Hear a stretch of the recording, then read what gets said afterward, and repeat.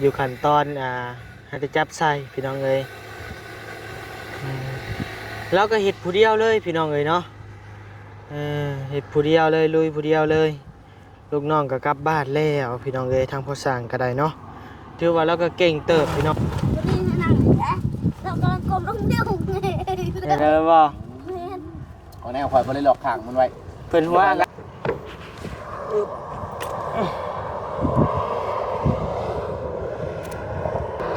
หาแล้วนี่มันนักเลยย่านเดียวยังไม่ฮักบ่นั่นแหละ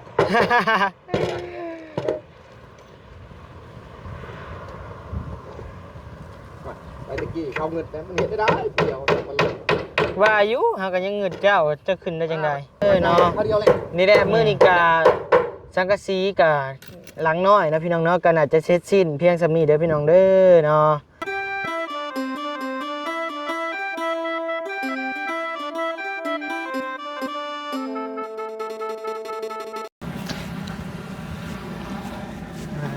ก่อนพี่น้องเอ้ย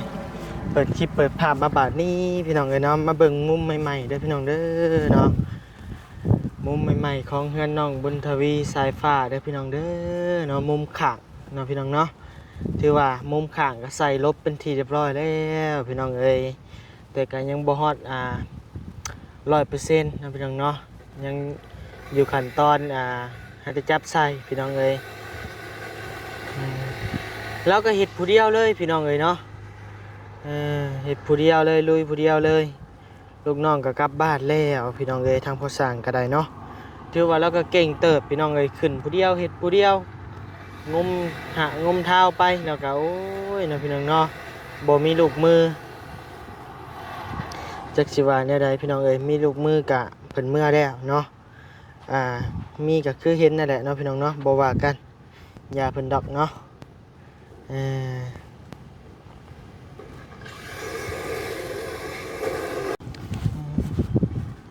ขึ้นลงอยู่จังซี่แหละพี่น้องเอ้ยตายพี่น้องเอ้ยเนาะทางพอมันกินข้าวกินน้ำแล้วบ่เนาะพี่น้องเนาะมื้อนี้บัดนี้ก็หาแต่เดินทางมาฮอดเนาะพี่น้องเนาะก็ยังบ่ได้เข้าไปเยี่ยมไปยามเราเนาะแต่ว่าทางบ่าวพัดไซนี่คือว่าได้ยินว่ามาแต่เช้าๆพุ่นเนาะพี่น้องเนาะแต่คือว่ายังบ่เห็นไปอยู่ทางใดพี่น้องเอ้ยเอาเนาะก่อนอื่นนั่นบัดนี้ก็ขอกราบทักทายสบายดีพ่อแม่พี่น้องหมดทุกคู่ทุกคนเด้อบ่ว่าสิอยู่ฝั่งลาวฝั่งไทยและก็ต่างประเทศเด้อพี่น้องเด้อเนาะยินดีต้อนรับเข้าสู่ช่อง YouTube บ่าวนิวสะพานบุญเด้อพี่น้องเด้อเนาะมื้อนี้ก็มาพบมาพ้อกับบ่าวนิวอยู่บ่อนเก่าบ่อนเดิมคือเก่าคือเดิมนะพี่น้องเนาะบ้านเมืองน้องบุญทวีสายผ้าพี่น้องเอ้ยเนาะดออันยังก็ไม่ตอบทักษีครับลืมไม่ตกเลยครับไม่ไผให้ตอบทักษีเดียวกันนะตกลงมากระลืมกระปะนี่แหละดิไม่บัตตูบี้บ่ใช่เพิ่นไปใช่เลยจ้ะบัตตูบี้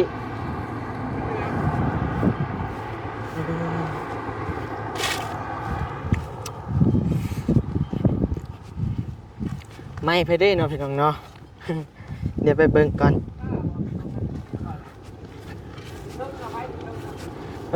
ไม่บอต้า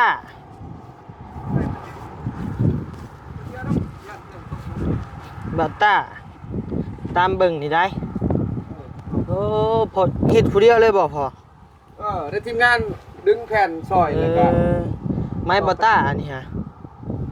สบายดีเด้อพ่อเด้อเดี๋ยวปลาลมตัวนี้ตอกแล้วหรอตัวนี้มันแล้วสลังหน่อยโดยประกาศหาบอต้าเด้อพี่น้องเด้อเนาะมาเอาคืนเนี่ยไม้นี่ตอกอีกคนโอ้ยก็อะไรเงี้ยใครได้เขาตัดปลาลมไปก็ได้ตอก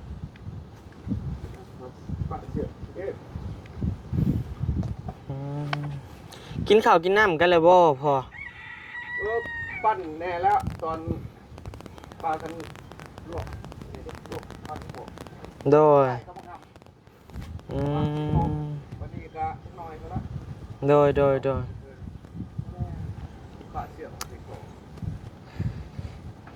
ชือกหยังอ่ะนะ เชือกมัดปลาลมเด้ เสือกพางบ่ บ่เชือกเสือแอลครับ เสือกเสือเอว ปลูกเรือยอดไว้เลยใครเนี่ยเขาจะได้ต่ำได้สูงเอา โดย ยอดเอามาทำประกันพวกเขาจับเลย โดย เดี๋ยวเขาตอกเขาไปถูกต้อง อืม ยิ่งมากทั้งเล่เลย ใช้อันใช้ฟ้าไปใช้เฉพาะ ไฟฟ้าพูด โอ้ใช้ฟ้า คนหลอกแล้วเป็นแล้วดังไฟ มาพี่ ลวกหมดบ่แล้วเจ้าเฮ็ดเนาะเพราะว่าคอยกันยังนั่นยังเลาะหา ทางบ่าวพระชัยสิเฮ็ดเพอสุกินบ่เออใส่ฮักและตังนี่ โอ้บุรีนั่งเด้ บ่ลี่บ่นั่ง ตัวซ่อนกันบ่ฮักดอกตัวนี้บ่ฮัก โดย ตัวนี้เฮ็ดให้ผู้น้อยเด้ให้ผู้บนเฮียงกัน โดย ผู้ใหญ่นั่งมันครุยนั่นแหละ อืมจังไดลิ้นเบิ่ง YouTube ได้อยู่บ่โทรศัพท์ บ่ได้เด้ บ่ได้ แค่เอาข้างนอกเบิ่งมันก็มันปิ้นรวยๆอยู่เชื่อมใช่เฮ็ดอยู่มันฮักลิ้น2-3ชั่วโมงเถอะ15นาทีมันขึ้นมาเท่านึงเบิ่งเบาเตียงก็เพิ่งจะออกเท่านึงแต่จริงกันของเบาเตียงกันเขาเดียวดิขีดขึ้นมา อ้าว บ่ได้ มันบ่เคยเบิ่งว้าวตัวนี้ จังว่าเบิ่งนี่ มันมีเน็ตอยู่บ่ของเจ้า นี่เงิน 2,000 ปลายจัก อู้ย2,000ปลายได้สิลินได้อันนี้ จังว่า เงิน2,000ปลาย แต่เก่าหันของข่อยมีเน็ตเนี่ยเติมเบิ่งกว่าเบิ่งดี๋ยวนะ เติมไหม เช็ค เบิ่งเด้อมันเชื่อม Wi-Fi เฮานี่เด้อ ได้ มันขึ้นแบบเนี้ยบ่ อืม พ่อต้องไปตั้งอีเมลอยู่ห้านเด้อไปให้ห้านเขาตั้งอีเมลให้มันหมุนเดี๋ยวดิพี่น้องเอ้ยมันให้เข้าอันอีเมลเนาะพี่น้องเนาะ เป็นตังค์เลย เดี๋ยวจังมาข่อยเห็นจังมาข่อยสิตอกให้ นี่มันหมุนแบบนี้ เอาส้มซ่า ต้องไปใส่อีเมลอยู่ห้านเพราะ เอาสัตว์เด้อ เพราะว่าเฮาก็เฮ็ดอีเมลบ่เป็นใช่นี่ตกแตกเลยบ่นี่ ว่าแล้วอยู่ในนี่แหละจังบ่ได้ โอ้แตกเลย สมโทรศัพท์สร้างเลยนี่พี่น้องเอ้ยแตกมาแล้วผม อยู่ในนี่แหละ เออหักใส่ได้ปกติอยู่ไวอยู่ ว่าน้ำมันคั่วอยู่ใน เจ้าก็เอาเมียนดีกว่านี่ อยู่ในนี่แหละข่อยก็บ่ได้นะบ่ได้เข้าไว้อยู่บนใน กรอบหนามันไว้แบบนี้เจ้าก็เออ อยู่บ่ได้เอาไปใช้แล้วฉากเข้าไว้ ฮอดเพนเลยยังบ่ผักบ่ อย่าไปจักผักหั่นแหละ มันก็ผักก้อนเลย มื้อนี้ก็หลายเติบแล้วใช้พัดลมแล้วแล้วก็ เนาะ ใส่ แล้วบ่มุงละสีมื้อนี้ กับประทาน ยังบ่แล้วดอกเพราะว่าอย่าตัวใหญ่นี่มันสิยากได้ มันต้อง แล้ว ต้องมีคนมาหามคุณซอยเนาะตรงนี้ มื เนาะ อแรงสิไปเมื่อเอาคนอีกมาช่วยคนหนึง เจ้าสิมีคนบ่ อย่างใดก็ให้เอาคนมาเฮ็ดให้แต่เช้า เนาะ เอาใดคนหนึงเอาสองสิเป็นลมเขาเชื่อรายละเอียด จะโทรเลยบ่ โทรแล้วเพิ่นว่ามื้อนี้หันมาบ่ได้ว่ามื้ออื่นเอาความเบิ่งมื้ออื่นได้ทำบ่ได้ก็จำเป็นสิเอางะผู้ครอบครัวได้มา โดย อยู่ในนี้ก็มีแต่ว่าสิมาเฮ็ดมื้อนี้ก็ค่อยก็คล้องอยู่บ่ค่อยสิบ่เอามาแต่พุ่นนะ โดย นี่ให้มันแล้วมาเดียวนี่เพ โด ราะ ย ว่าเฮาสิเฮ็ดผู้เดียวก็ได้มันลำบากโพด โดย สิเกรงใจเพราะว่าทีมงานก็ทั้งแท้ๆก็คือว่านั่นแหละเพิ่นก็บ่แม่นเพิ่นบ่อยากช่วยเพิ่นสิเห็นใจคือกันคือเฮา ช่วยอยู่แต่มันก็ช่วย มันก็บ่ได้ แม่มันว่าง่ายๆก็ช่วยบ่เต็มที่นะพี่น้องเอ้ยเพราะว่ามันก็บ่แม่นทางของเฮาก็ช่วยบ่เป็นนะ บ่เป็นบ่ได้ก็แม่นเว้าดอก โดย เฮาก็ ช่วยจับช่วยซื้อช่วยแบกช่วยห้ามนี่ได้อยู่ ผู้มืออาชีพเพิ่นแหละ โด คือย ว่าก็บ่อาชีพนี้ก็เฮ็ดบ่ได้เพิ่นว่ามันหักประสบการณ์เฮาก็หลายแต่มันเสี่ยง โดย แต่ว่าเฮาบ่เป็นหยังก็ดีแล้ว แต่ว่ายันเผื่อมันพลาดมา โดย เดี๋ยวนี้ก็ล้มเลยนี่ก็แล้วเสร็จแต่ปัดล้มนี่ก็จบแล้วก็บ่กล้าขึ้นแล้วแผ่นยาวนี่ นั่นแหละมันพึ่งไปเลยเลยเห็นได้ดิ ขึ้นไว้เลยเบิดบาดเดียวเลยทอดแต่มุ้งซื่อบ่เป็นหยังลมเฮาก็ขึ้นได้เพราะว่าเราเต็งเฮาล็อกตะปูไว้มันก็บ่เป็นหยังดอก สบายดี บุญทวีไปใช่ ใกล้กับมือบ้านไปแต่ว่านนี่ผู้บ่ไปเฮือนประตูผู้บ่ เอาติดอันเก่าได้ของหลัง มา ต ด อ อน นี้เห็นมันแรงก่อน เรียบไปแล้วพอสร้างแป้งให้ ยากบ่ยกไม้เสร็จก็ยังสิเฮ็ดบอลตู้วางถ้วยวางบ่วงตัวชนมันชัดๆบ่ได้ระบบ มีบทเก็บไว้ โดยพอเฮ็ดชั้นให้เพิ่นเนาะ บรีแล้วไปนั่งง่ายถวนลงเลย บ่ลี่บ่นางนายทวนอืม บรีนั่งแอะเรากำลังกลมลงเดียว ได้แล้วบ่ เอาแนวคอยไปเลยหลอกข้างมันไว้ เพิ่นหัวหลักเลยเนาะ หลอกข้างไว้โอ้ยนั่งแล้ว3 ลี้อยู่แล้ว สามลี ทางเจ้าอีกอยู่เอ้ย นะนักตุ้ย โตนาเนาะโอ้ไม่โตแผ่นนาน แม่ชรานี่บ่มีอยู่แต่นาเห็นอยู่ แห้งคักการลง ก็ แห้งแล้วใส่ซับนี่จ้ะเป็นหุบห่างพ้นกับพ้นนาลี คนบ่ พ้นคืนนี่ คืนนี้ตกอยู่เห็นคนทางเปียกอยู่ เด้อนี่จนหุบเมื่อทำมื้อนี่ เอ มันต อก น้ำจนเครื่องขู่ผมมันลงมานี่เป็นหนองพอมื้อเช้าขึ้นไปตอกจนอาขึ้นมาโอ้ตัดไว้ปุบปับแล้วก็ใครจะตอกมันลงไว้ จักหน่อยก็เอาอีกแล้วนี่ 9 โมง 10 โมงเลยผู้ดีทีมงานมาแน่เลยว่าสิเอาแผ่นขึ้นไปผู้ได้โอกาสทุกคนช่วยก็ดีใจน้องเพิ่นแหละขอบใจเพิ่นดี วันก้ากระบอกเซนกระบอกยิดกระบอกเจลลี่ ปากันปุบขึ้นเทิงปากันดึงซอยกันแย่งกระเด้ฝนตกมากับพอได้ลิฟต์ไปหันเนาะครับ เลย เด้ไปบ่มันมุ้งกัน ใช่พออันเจ้าเอาเมียนให้บัตต้าซะเจ้าเก็บไว้รถใส่ถุงกระเป๋าเจ้าดีๆซะเพราะว่าไม่มันถึงน้ำบ่ได้ น้ำได้แล้ว เลย ไม่มาตาอ่ะ แม่นไม่บัตต้าบัดเรามาเลยเอิ้นแล้วเด้อ บอกกันยากโอ้ย กินข้าวแล้วบ่หาม นั่ง ยังบ่ได้กิน มีแต่สิลองมึงนะนี่จะขอแปลงได้แล้วทีมงานดึงได้2-3 คนสิเอาตัวนี้ใช่บัดเสียดจนมันขึ้นสิเบิ่งก่อน ใช่อันนี้คืออยู่อันนี้พอ ตัวนี้ตัวน้ำมันกว้างโพด แม่น สิมาลองเบิ่งน้ำใช่ว่าทุกน้ำทุกยังมันขึ้นเอาน้ำ อันเมื่อวานนี่ไอรีไปซื้อกับบ่มีบ่ แล้วว่าเราบ่มี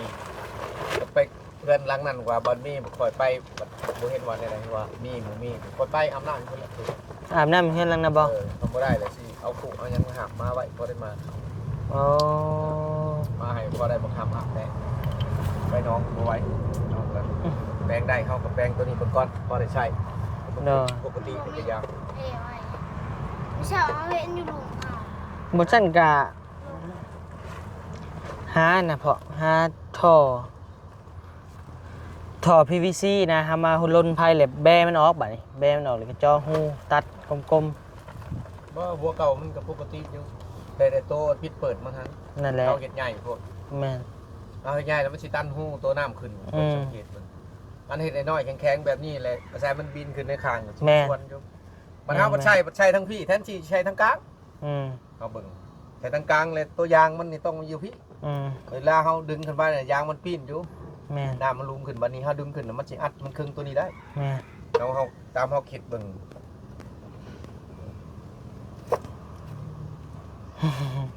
จังว่าลองเฮ็ดเบิ่งอืม เดี๋ยว บ่ซั่นก็เด้มีรถจักรเดียวเลาะไปหารถซื้อก็ได้ รู้จักไหม รถจักรเบาพัดไส้ดิพอมานั่งพี่ได้บ่ คันข้างนี่ซื่อ โดนน้ำประทา ยั น นว่าอาหารบ่หลายถ้าพุ่นภาคโรงงานน้ำตาลนี่สิหลายอยู่ โดย เครื่องขาย ภาคนี่ก็ต้องเห็นผู้ได้ภาคนี่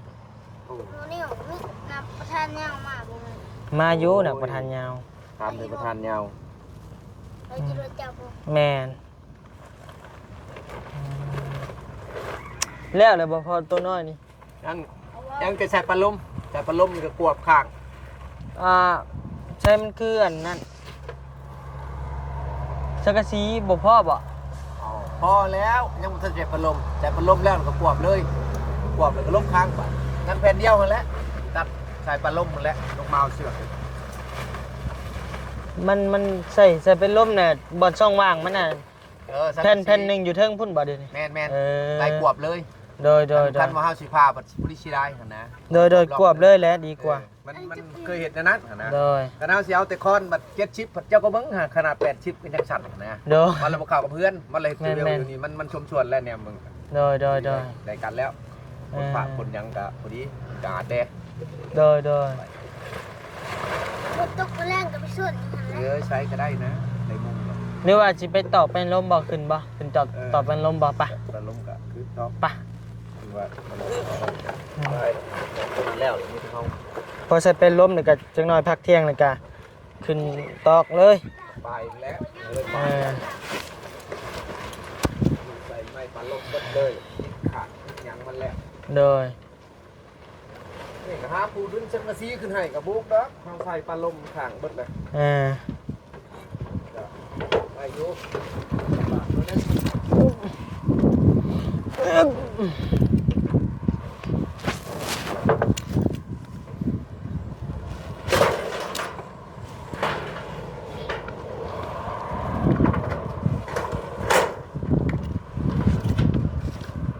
โอ้งามงาม เบาต้า บอต้าขึ้นมาซอยบ่ โปรแกรมขึ้นมากที่ไหนเรื่องยาก บ่แซนขึ้นบ่ได้ดอกติ ยังบ่ได้โปรแกรม ติดตุ้ยซับ ยังเบาดีนี่นะ เบาซาลี เนี่ยบาซาลีนะกูตอกซอยนี่มันกูลืมมันนั่นแล้ว บอต้าบ่ฮักบ่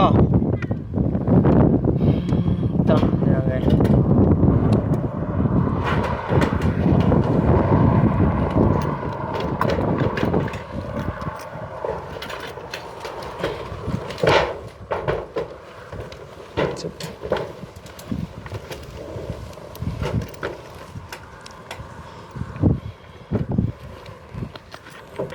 มาเดี๋ยวเราจะจับซอยใช่พอเจ้าตูนมาหาเฮานี่ก็บุกกล้าไปเบิ่งนะ จับตัวเชือกมาเยอะมาชิจับยันแบบนี้จอดลงจอดลง ได้ สบายเรื่อยๆครับ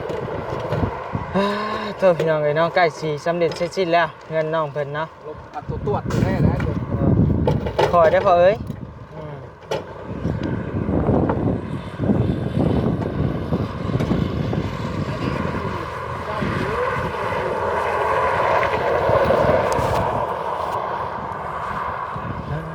โตนี่แหละเขาเอิ้นทำงานสั้นสูงของแท้พี่น้องเอ้ยเนาะโอ้ยสบายเนาะจ้ะเนาะสบายดีนี่ฮะ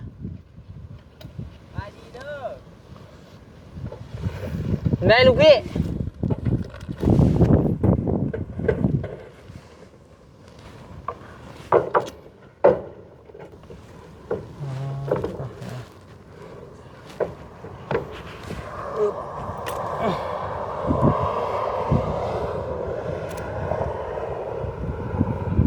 ไปต่อเลยพ่อ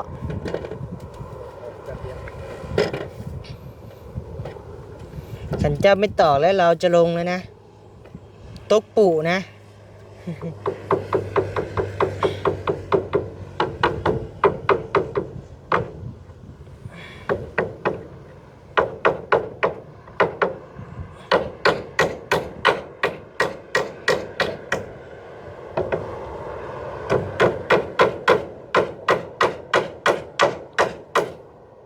สิลุดมือแล้วสิลุดมือแล้วต่อ เป็นยังไปดีเด้อตัวมันมีสวยนะ โดย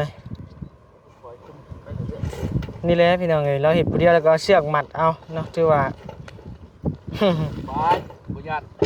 บ่ได้สบายจักดิ ญาติบอก มันตกเนาะบ่ได้สบายจักดิ เอ้าตกบนตั้งเชือกเลยมันจะไปใช้ เดี๋ยวพ่ออย่าเพิ่ง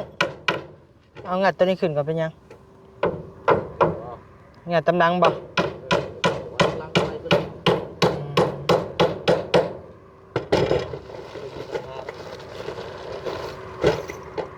กระดังพุ่งไม่เช่นมันจะ โดย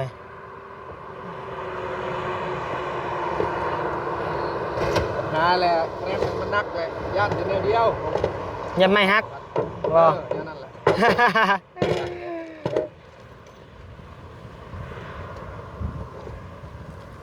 ไปตะกี้เขาเงินแต่มันเห็นได้เดี๋ยวมันลง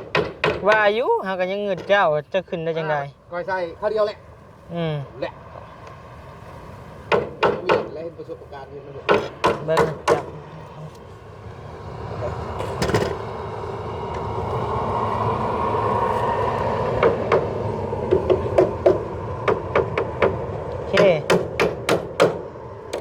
เฮาย้อนจะตอกคอนตี้นี่นะเฮานะตอกได้จังได้นะพี่น้องเอ้ยแบบนี้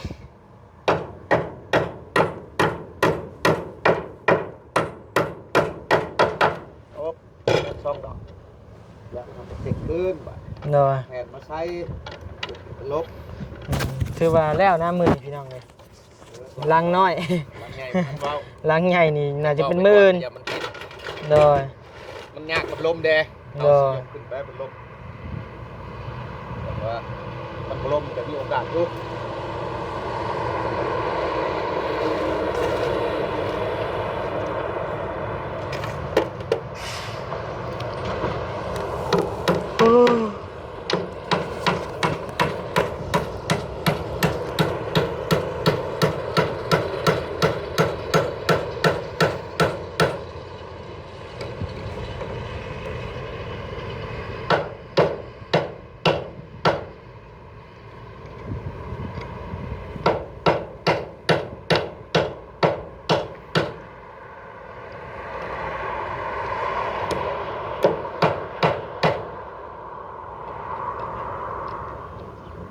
นี่ตะปูงอเนาะนี่ตะปูเหยียด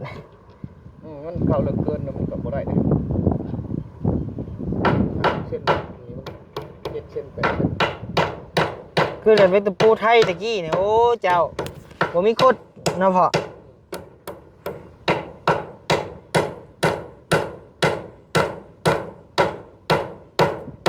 ส่วนร้ายเขาก็บ่ได้สู่ปะสวรรค์เอาสวรรค์คุณเนาะ อืม สบายมีบ่สอเขา ถือว่าเข้าแล้วเข้าโลดเนาะ ทำดอกรถแต่อันนี้ก็ได้อยู่สำหรับประสบการณ์หลายแต่ใครก็เบาวะเด็ดเพื่อนเลยที่ก็ได้ลงเขา เฮ็ดเฮือขี่ก่อนจะลงล้มยัง ไง น่ะ ขั้นลงเฮ็ดได้ปะ อืม โยเฮ็ดใครไว้แล้ว อืม คือว่าแหละมันชูงกับเชียวคือกัน โดยเจ้าก็บ่ใส่เสื้อแขนยาวนี่เนาะแดดแท้นี่ ไม่ใช่จะให้บนตก